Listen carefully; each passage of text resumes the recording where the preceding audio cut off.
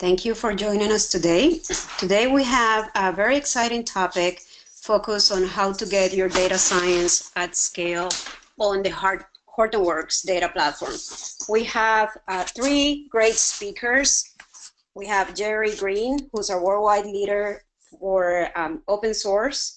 We have Alex Jones, our offering manager for our data science solution on premise. And we have Aisha Zaka, who is a technical lead for our product, IBM Big SQL or SQL and Hadoop solution. This webinar is being recorded. If you have questions throughout the webinar, please use the chat room and I'll be monitoring the chat room. And with that, let's get started. Jerry? All right, thanks, Anna. Hey, everyone. I appreciate you taking time today to join us for an hour of your time. We're going to take you through a couple of things. One of the key tenets that we wanted to put on the table before we started anything was the partnership that was announced back in June 13th at the DataWorks Summit, where IBM and Hortonworks have a strategic alignment in place where IBM will be moving forward with distributing and reselling Hortonworks data platform and Hortonworks data flow, as well as all of our traditional products, to include two key cornerstone products, IBM Big SQL and IBM Data Science Experience. The other part of the relationship is that Hortonworks will also be bringing forward Horton Data Platform and Horton Data Flow, but they will also resell IBM Data Science Experience and IBM Big SQL. So before I pass it to Alex, there's just been a couple of pieces of news out in the press here recently.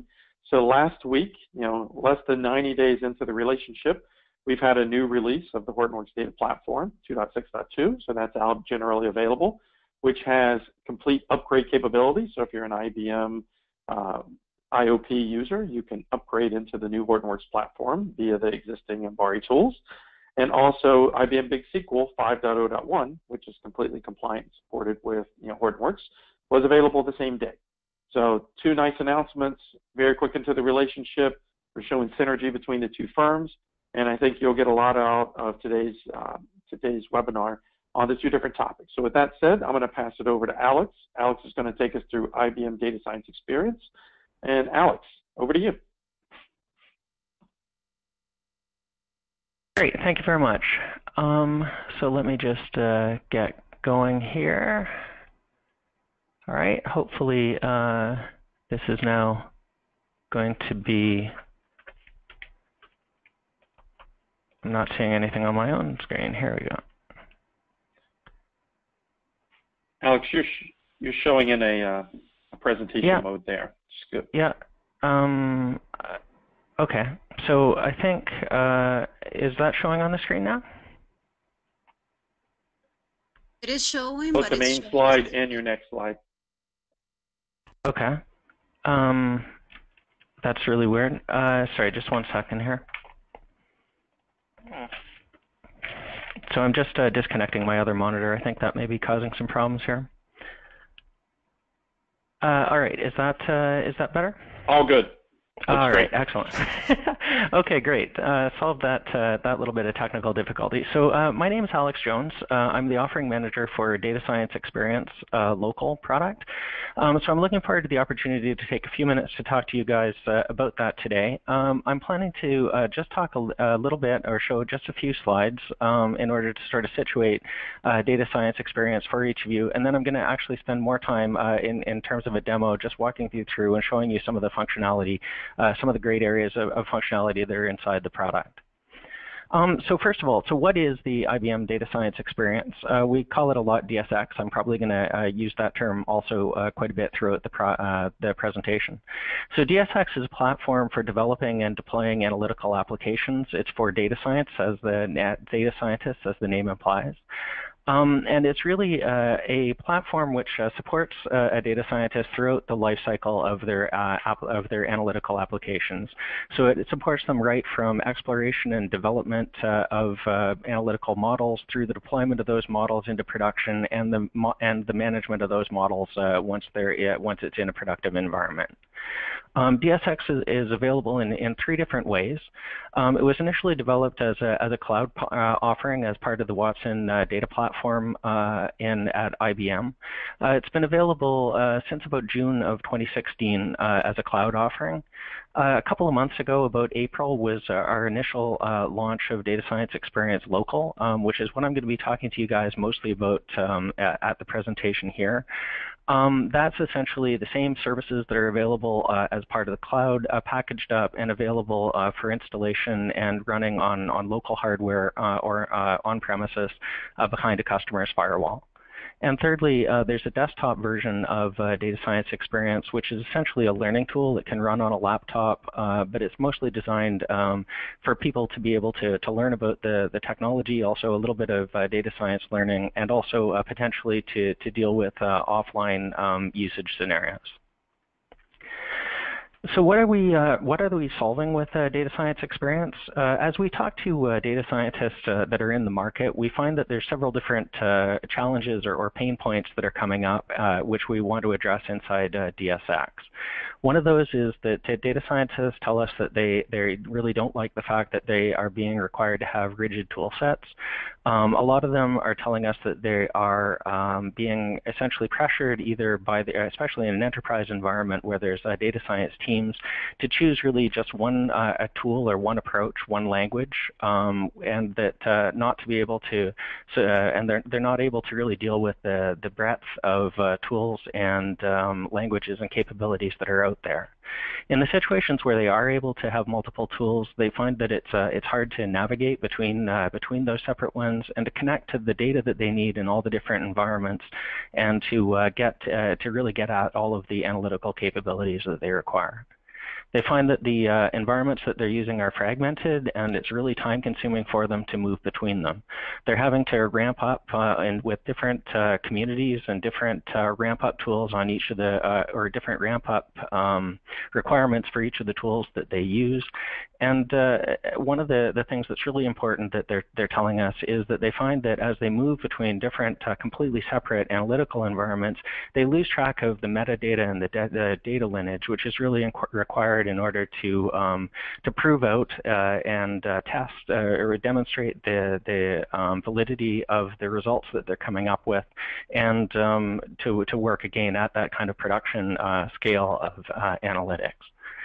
And finally, they're telling us that they're in a very siloed, analytical silos. So they're finding that it's really hard for them to control the versions of the products. Also, they're finding that each individual data scientist tends to be responsible for actually controlling the entire analytical stack. And that means that they have to keep track of a whole bunch of different tools, a whole bunch of different libraries, all of which are delivering on their own schedule. And it's really, really hard for them to keep in sync.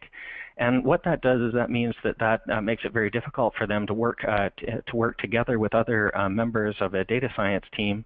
When they share results, they find that the results are either difficult to reproduce, where different people are using different versions of their tools.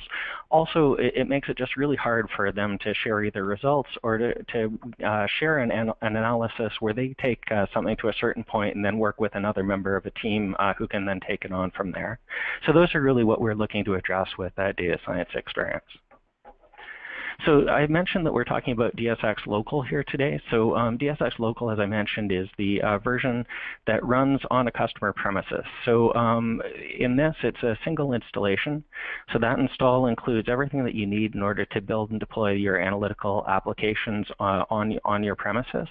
But it's also extensible in that it works with the pieces of the environment or the analytical assets that are available inside your enterprise.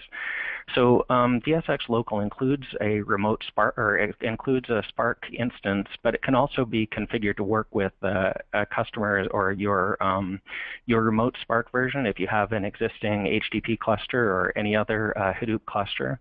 It can be configured to work with relational data sources as well as LDAP sources for authentication. And finally, it's extensible in that Data Science Experience out of the box provides a certain set of libraries, but customers can add to those in order to get additional functionality beyond the curated set that they require for their analytics in their organization.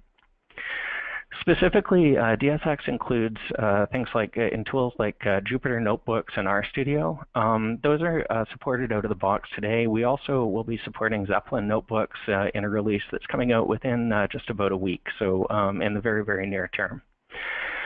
There's a Spark instance that's included with DSX Local. As I mentioned, that can either be scaled out and used as your processing environment, or alternately, you can utilize an existing Spark HDP or other Hadoop Spark service.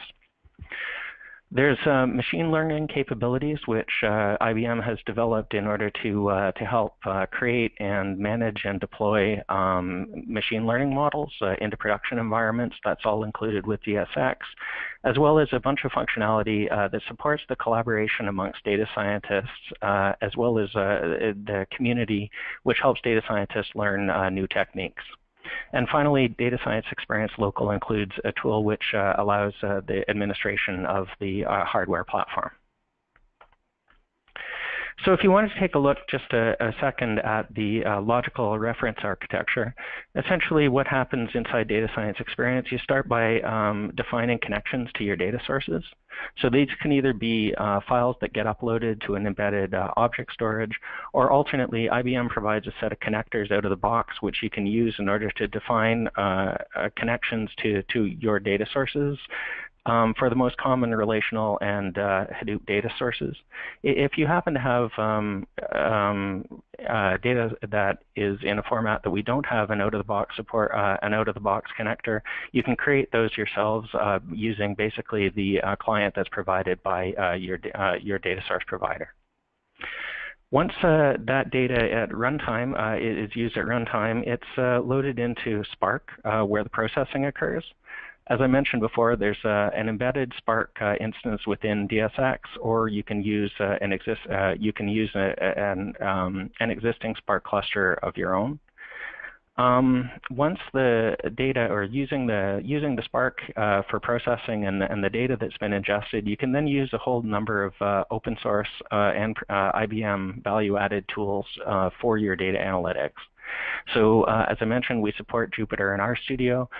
In addition to that, there's areas that IBM's been doing some development and value add beyond open source in terms of easier or graphical tools for the creation of ML models, as well as a canvas, which is, for those of you who might be familiar with SPSS, an IBM analytic existing tool, that kind of a drag and drop sort of interface for model creation. Once the ML models have been created, then they can be deployed. Either Spark ML or scikit-learn models can be deployed into production in one of three different ways. They can either be deployed as online or real-time applications, where essentially we set up a REST endpoint and external applications can call that in order to get line-by-line scoring. There's a batch scoring interface, which allows the processing of multiple records, as well as a streaming deployment, which essentially allows the analytics to be built into streaming applications. So that's essentially what Data Science Experience at very high level is all about. I'm going to just go ahead now and leap into a demonstration. So the case that I'm going to be talking about is it's a scenario that's in the banking industry around credit card churn. I'm not actually going to be talking too much about the specifics of the credit card churn analytics, since it's a general audience here. But what I really want to do is I want to just sort of point out the most important and most interesting parts of Data Science Experience and how it can be used to solve general analytic problems. All right.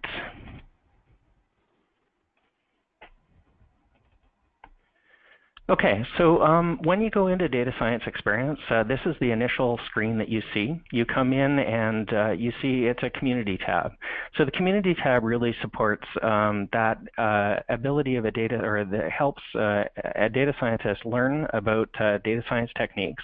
So they see here a bunch of samples and example data sets and notebooks which support a combination of things. It supports to some extent, helps them learn about general data science tools and techniques. It also, some of the content that's here is very specific to data science experience. So for example, some of the examples show things like how you actually deploy a particular model that you've created into production using the data science experience APIs. Inside this is showing data science experience local. It's a somewhat more limited community than you see inside data science experience in the public cloud, because a lot of our local customers really like to implement their environments in where they don't want their servers to have connectivity to the public internet. So these are all self-contained sources.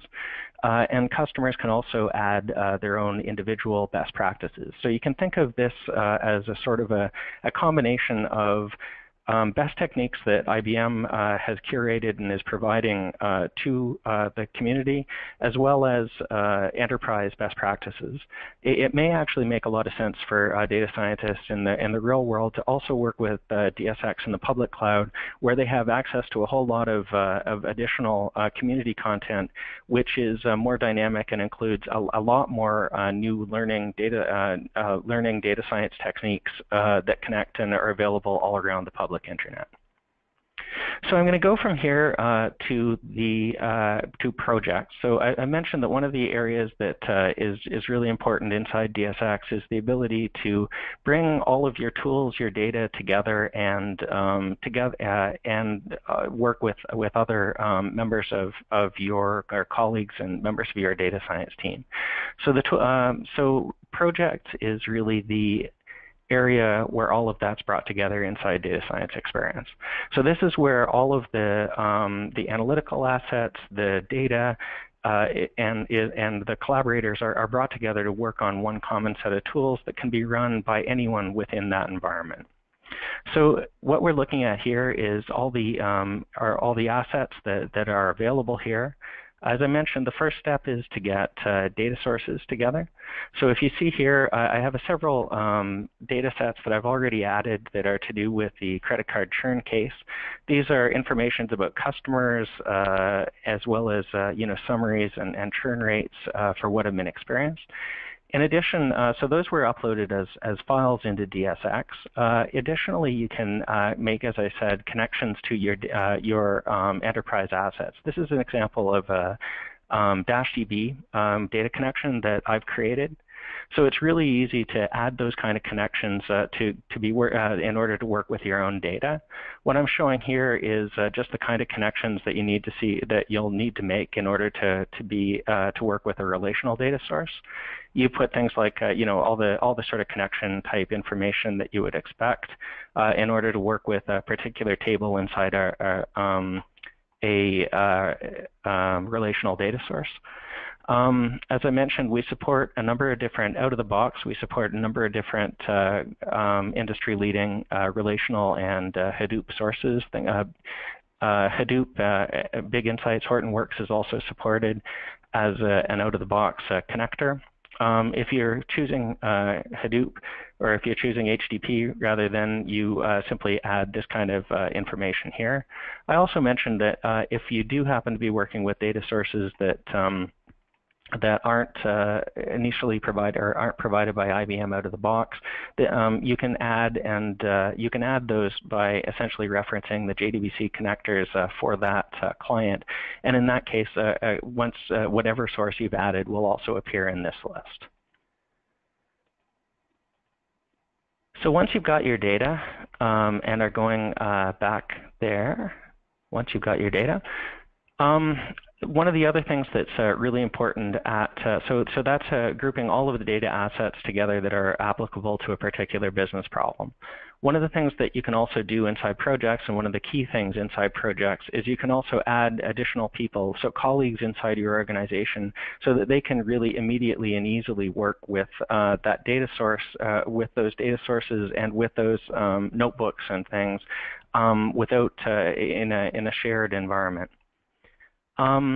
So if you take a look here, we see that I've created this particular this particular project, I'm sharing it with a colleague. It's really easy for me to add a collaborator. So if I have someone else, a new member of the team, someone else that I want to work with, I can simply find them inside my organization.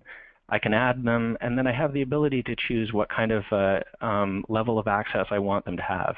So if there's somebody that just needs to be able to see things like results, I can make them a viewer. If they're someone that I'm really collaborating with and expect to be working with together, then I can make them an editor or an administrator. An administrator just is essentially able to actually delete existing assets that are created by others. So by doing that, you can really expand out the number of people, the reach of the analytics, and you can make that make the analytics really available and very easily able to be run and expanded upon by other members of your team. So going back to that banking churn case, what I want to look at now. As I mentioned, so we've got the data, we've got the different people that can use it. I want to take a look a little bit at the actual analytical assets themselves. So as I mentioned, you have the ability to use RStudio for those people that really like working in our IDE. I'm going to show in this case more working with notebooks. What I'm looking at here, you can see inside this project, there's a combination of Python and Scala notebooks that have been used. Python, R, and Scala are all supported as languages. So what I'm going to do here is for this churn example, or for this banking churn problem, what we've done is we've divided this up into essentially two parts. So the first part of this was an exploration workbook where the data scientists essentially are looking at the data that they have and are doing some basic analysis to try to figure out what the elements of the problem are that they need to be working with. So for those who aren't familiar with notebooks, we find that notebooks are a really fantastic tool for collaboration among data scientists, because by grouping together both text as well as and instructions, as well as code that can be executed and results all inside one environment, we really find that that's a fantastic tool for people to be able to share on those. So we find a lot of customers are doing things like having data preparation being done by data scientists, often a more junior or a beginning data scientist, and they can then hand that tool, that data source, or that notebook off to other members of the team who may be able to build upon it. Without having to go back and do a lot of rework. They can then build upon that, and they can actually do a lot more advanced techniques. So sharing within the notebooks themselves is something that we see a ton. So in this particular example, you're starting to see things like connections that get formed. Now, one of the areas that IBM's added things is we've made it really easy to add to start working with connections inside your environment. So I was showing a second ago where we were working with a data source. So you see here, if you want to add a data source, you see all of the ones which are available in your project. You can also see the connections to enterprise sources. So if I wanted to add and start to work with a data source that I've created and used, all I have to do is click a single button, and the data source is the code that allows a data frame to be created and worked with inside your environment gets added in one single click, and then you can immediately start to work with that. So if you see here that connection to the -db data source that I was using earlier, we've now got that in. It executes, and I can now immediately start to work with that inside my tool. So I'm just going to actually get rid of that one But inside this notebook, what we're seeing, so once we've gotten into the data, we start to visualize that and work with that. So in this case, what we're using here is Brunel for visualization of data. So for those who might not be familiar with that library, that's a visualization library which was developed by IBM Research and has been contributed to open source. So data scientists can use whatever they like. In a lot of the IBM examples and things, we like to use Brunel because it provides a really quite nice, in a fairly simple to use interface, it provides a really nice view of data. So in the banking churn example, it's really easy here for the data scientists to see that they've been experiencing an increased level of churn over the years. In this in this particular credit card example, it's pretty typical in the industry to be seeing somewhere around a 20% churn in their credit card customers on a yearly basis. They started off within that range, but what you're seeing is that's increasing over time. So it's definitely something that's a concern to them and they may want to deal with. As they go through inside this notebook, they're able to start to make some particular. They can load their data in, they can massage it a little bit, and then they can start to visualize it in various different ways. Here they're seeing that the amount, the income for their customers varies across the various states. Obviously, they're going to be most interested in the people that have the highest income. And then they can start to look at the aspects of the actual churn that's occurring. So in this case, what they can see as they look at the distribution of the churning customers across various different characteristics, they see that there are churners here. And if you like, inside the Brunel, you can concentrate just on, for example, the churners. You can concentrate just on those who aren't churning. They can see that that the age profile for their non-churning customers is significantly older than the age for their churning customers. So they seem to have a problem with millennials.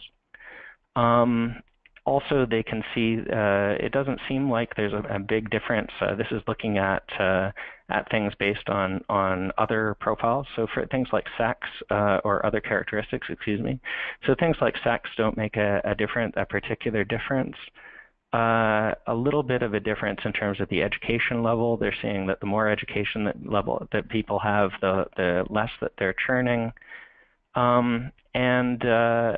They are seeing, though, I'm sorry, the levels above, that's actually showing the level of activity. So how much they're using the card. The less they use the card, the more likely they are to churn, which makes a lot of sense. So finally, what they can do is they can look at where their churning customers are located geographically. And in this case, they see that they have a particular problem on the West Coast, particularly somewhere like Oregon, where they're seeing actually nearly a 70% churn.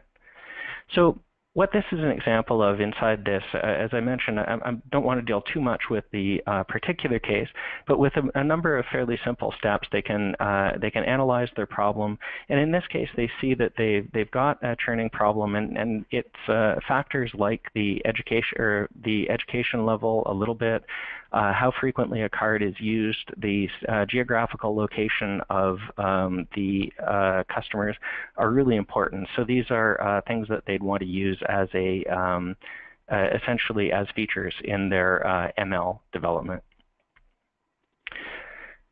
So moving from that notebook, there's a couple of ways inside data science experience that once a customer, or once they've done a lot of, or once the data scientist has done analysis inside their environment, they can create, there's a couple of ways that they can actually, and satisfy themselves about the factors that are important.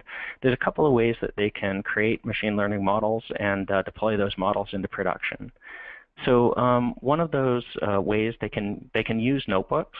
So there's a set of APIs that are available inside data science experience, which essentially allow the creation of Spark ML or scikit-learn models, and they can create those. In this case, what we're seeing here is they're able to do things like they can divide their data set up into training, test, and validation sets. They can then, assemble a vector. They can essentially binarize their information. They can assemble a vector for creation of the model, and then they can actually run that model themselves. Once it's created, they can see they can basically evaluate its performance based on things like area under the ROC curve, and then they can deploy that model into here. This is saving it into the DSX repository, and they can create, as I mentioned, deployments of various different types. They can create like a, Alex? Yes? Just doing a quick time check because we're running a little bit long into the other topic. So Okay. I'm off. So essentially, this is I have one more step I wanted to take after this. So this is showing how you can create those ML models and then you can deploy them. There's also, as I mentioned, some interesting IBM value adds in terms of making that process easier.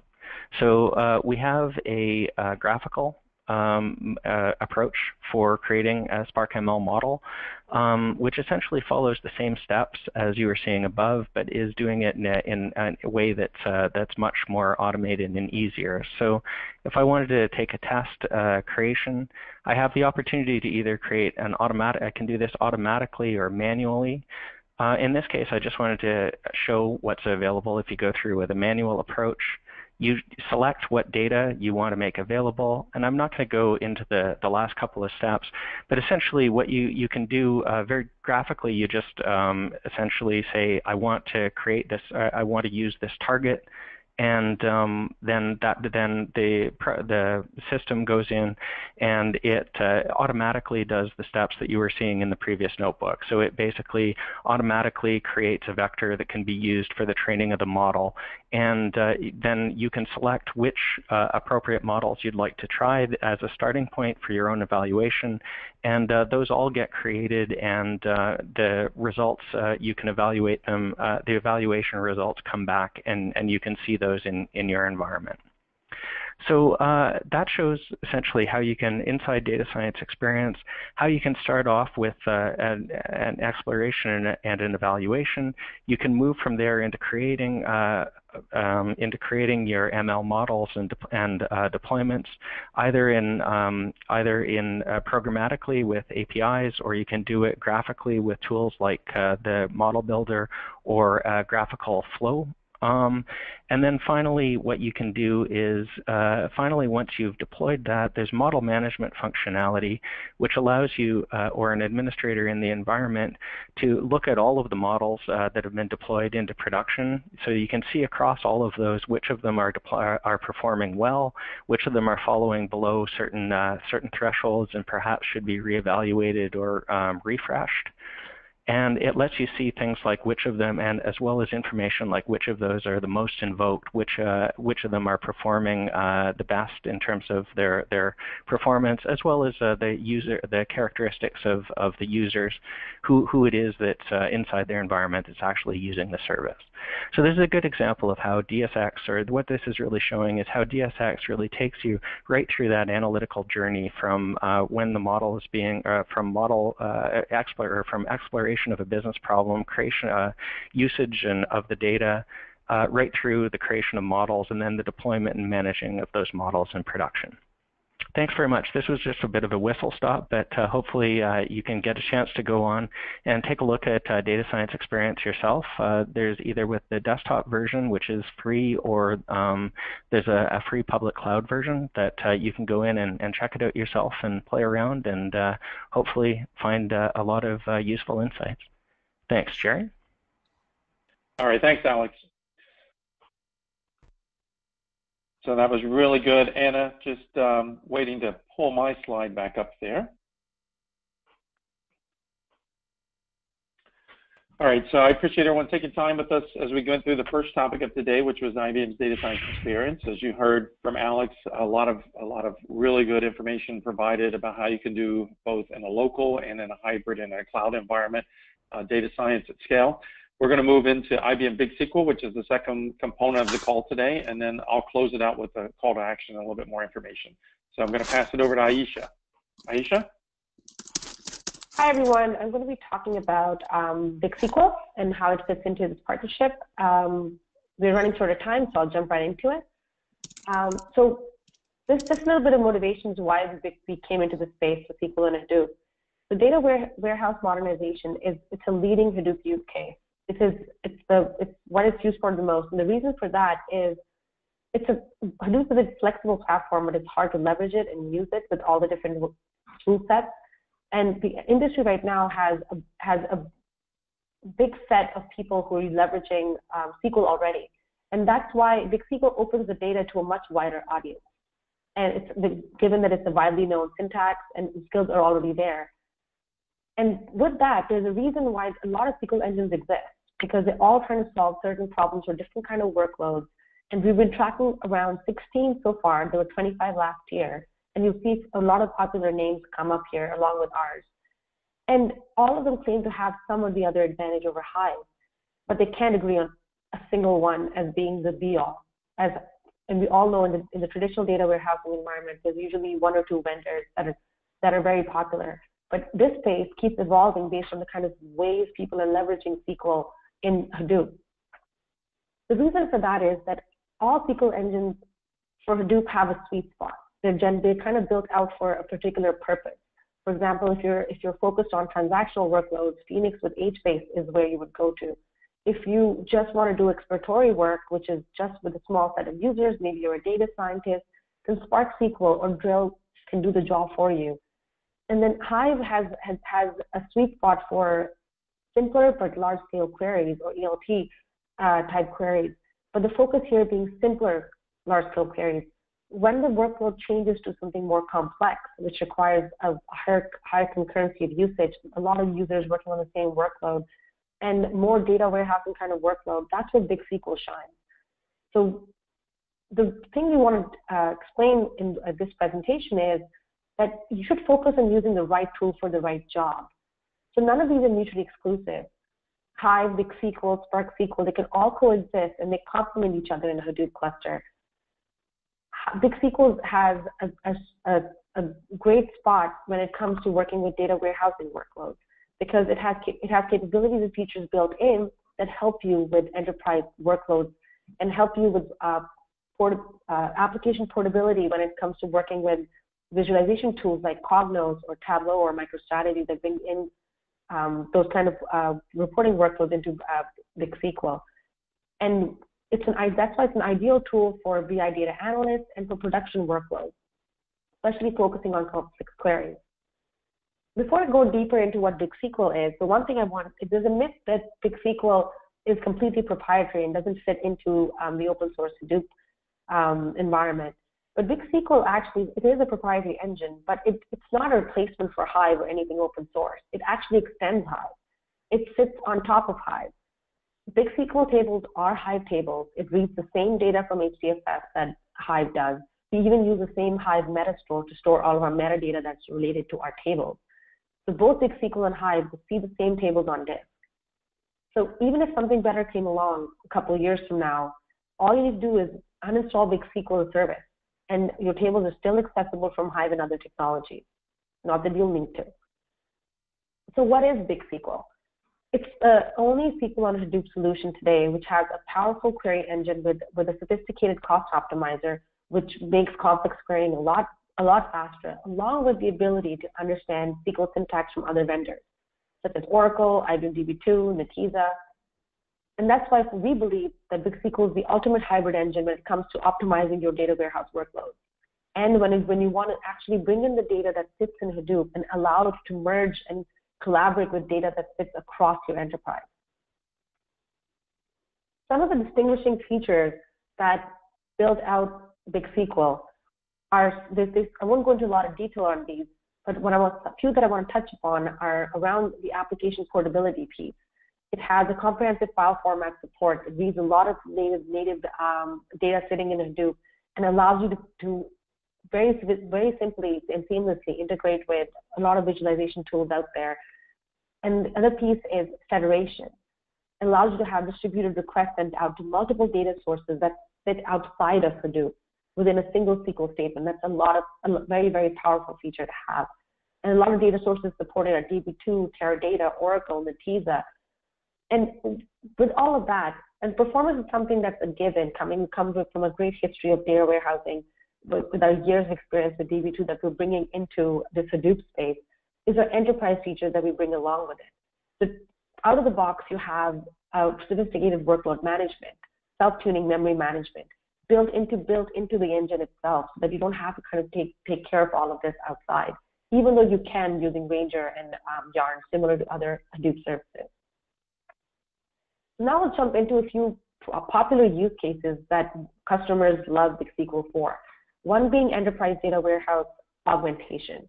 This is where you're taking your traditional data sources and you're blending them in with external data sources that may or may not be usually stored in SQL databases, such as social media data, website data, sensor data.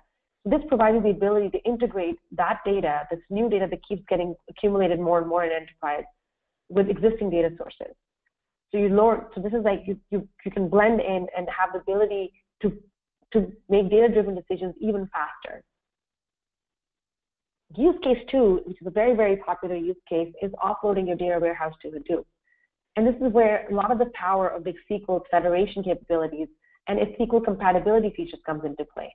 So Big SQL is one of the only SQL engines on Hadoop in the market that actually natively understands Oracle's PLSQL, Netezza's SQL, and by extension PostgreSQL, and it understands it as well as it understands our own DB2 SQLPL.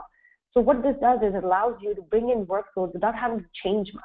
It allows you to be get up to actually running reports a lot faster, because all the work that you've done in your scripts and your stored procedures and all the work that that was done into tuning those workloads, that doesn't have to go away just because you move to, say, Hive as a tool and have to rework and rewrite that stuff. It starts working right away. And that is a great benefit that comes with Big SQL. Another great use case comes from the power of some of the features that Big SQL has, which is federation. So the ability to consolidate your data across all the disparate sources that exist in the enterprise. So you can leverage the powerful SQL compatibility that I just mentioned, along with federation through Fluid Query and Spark. These are 3 different great features of SQL that are blending into this one use case, where you can federate to the popular databases, take their workloads, and talk to them as is without much change. You can talk inside of Hadoop to HBase tables, tables that are built on Hive, or Spark tables, all through the same engine. And then you can take a step further and federate to non-relational databases and non-traditional data sources, such as object stores or JSON NoSQL databases, or SAP HANA. And this was built through one of our customers' use cases via Spark. And you're able to do this because Big SQL has bidirectional integration with Spark, allowing you to run Spark jobs through Big SQL and spawn Big SQL jobs via Spark. And we're the only SQL engine on Hadoop with this capability. So this is just a quick slide to show what some of our existing clients are leveraging these use cases. And you'll see a mix of retail companies, banks, insurance companies on here. And this is just a code that I'd love to tell the story, and I could be really quick about it. It's for Manhattan Associates. They tried off with a lot of other vendors to take their existing Cognos reports and workloads that were running on Oracle, and their biggest need was, without any change or any effort put in, to have that reporting be preserved and be leveraged via Hadoop when the data gets moved over. We were the only vendor that was successful in getting everything running and all the reports working as expected, unmodified, without any change within a single day. We had a 1-day POC at Manhattan Associates. And this is a quote from their senior director, saying, if you're using Cognos, Big SQL is the best option for Hadoop. And this lends to other visualization tools as well, whether it be MicroStrategy or Tableau. I'll take a quick minute here to actually announce that we have a Big SQL Sandbox coming into play. It's a download and go experience on a single node, which is pre-configured, and this finally allows you to play around with Big SQL in a free trial version. This doesn't give you the power that Big SQL running on the cluster would, or that performance, but you get to see some of the features of it and get to learn more about how to use it, how to test out its new features, and develop and run queries. And this will be launched on our IBM external website starting September 13th. And this provides you Big SQL version 5 running on Hadoop distribution 2.6.2 on a single node image. So this was a very quick overview of talking about how Big SQL can be leveraged throughout your journey, whether it's focused on data ingestion through our federation and virtualization capabilities to allow you to connect to data sources, whether they're in traditional databases or object stores, then helping you in the data transformation piece of whether you're doing ETL or OLAP querying to facilitate analyzing and getting insights from your data, to whether it's about data visualization, where you want to perform data discovery and you want to visualize your business results all through your BI tools and pull that data coming in from a really good SQL engine on Hadoop. Big SQL can play a part in the entire journey. Here, I've just put up a few links for Big SQL if you want to learn more information. The only thing I'd highlight here is the Big SQL Masterclass series, which a colleague of ours recorded a whole series of topics based on Big SQL, starting from introduction, going into architecture, and highlighting how to actually install and use several of our features. So it's a great library. It's all recorded and free on YouTube for you to learn more and get to know more about Big SQL. With that, I'll hand it back to Jerry because we're running short of time and there's still more to discuss. Thank you. All right, thanks, Aisha. I appreciate it. And if you mind giving me back control, thank you. Okay, guys, we're just going to close out a couple of things. I'm going to give a closing remark, show you a little bit more information about where you can access some of the things, and then with the remaining 5 minutes or so, there's a couple of questions that are up that we'll have the presenters come back on live and help answer those. So, we talked to you about a lot of different capabilities today, and I want to make sure you know it's very simple to find all of these things. This is my web browser. If you just go to ibm.com/Hadoop, you'll see it redirects you into our main page where all of our information around Hadoop is found. The topics that we discussed today is what is Hadoop, the partnership that we have formed with Hortonworks. Everything is available to you here. We also have how you get started with Hadoop. So, many of the folks that wanted to have access to a sandbox and download our technologies, it'll be available right here.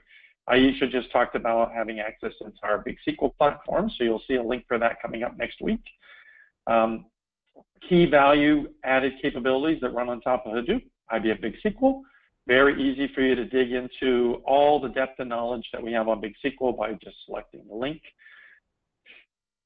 That's available, and you'll see all the information that Aisha discussed is available here. The Masterclass series is available for you to download and get to at no cost.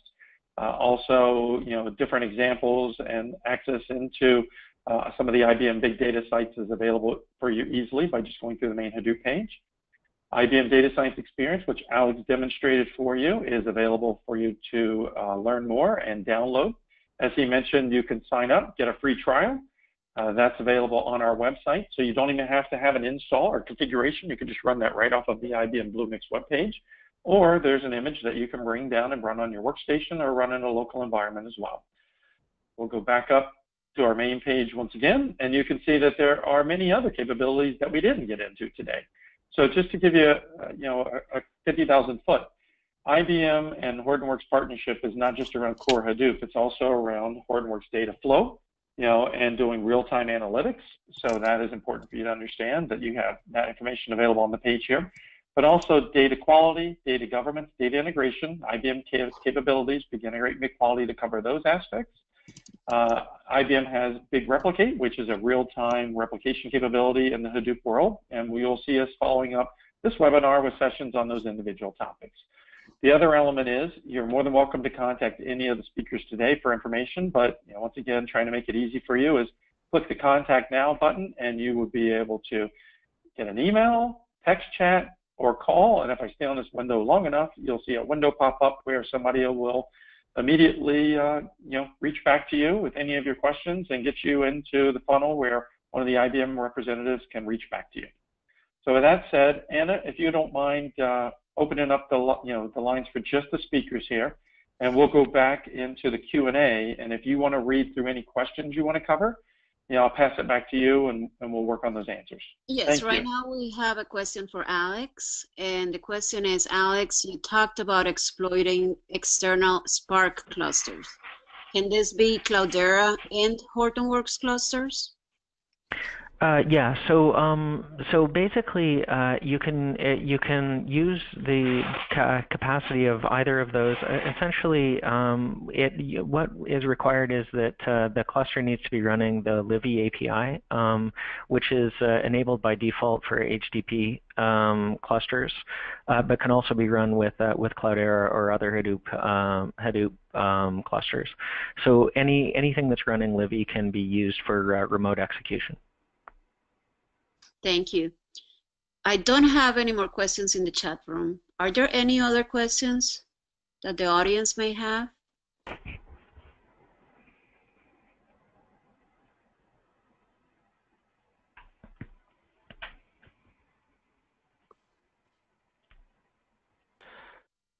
No, it doesn't look like we have any more questions.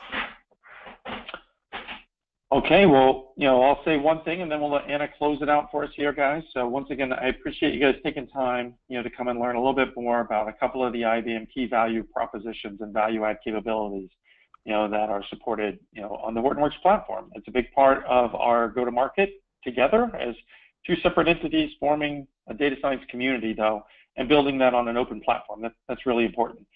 You'll see that the Strata conference is coming up for those that are in North America. It's in New York City in about 2 weeks. IBM and Hortonworks will be co-sponsoring a couple of events surrounding that, including a meetup, as well as have demonstrations available in both our booths, whether you go to the Hortonworks booth or the IBM booth, with Big SQL and data science experience available for you to actually sit down and get hands-on. So with that said, I'll pass it back to Anna, and I really appreciate you guys taking time with us today to learn more about these products. Anna? Thank you, everyone. We don't have any more questions. So with that, we're going to end the webinar. Thank you for joining us. And thank you, Alex, Jerry, and Aisha for being with us today. The webinar was recorded, and every one of you will receive an email with a link to the recording. So thank you so much.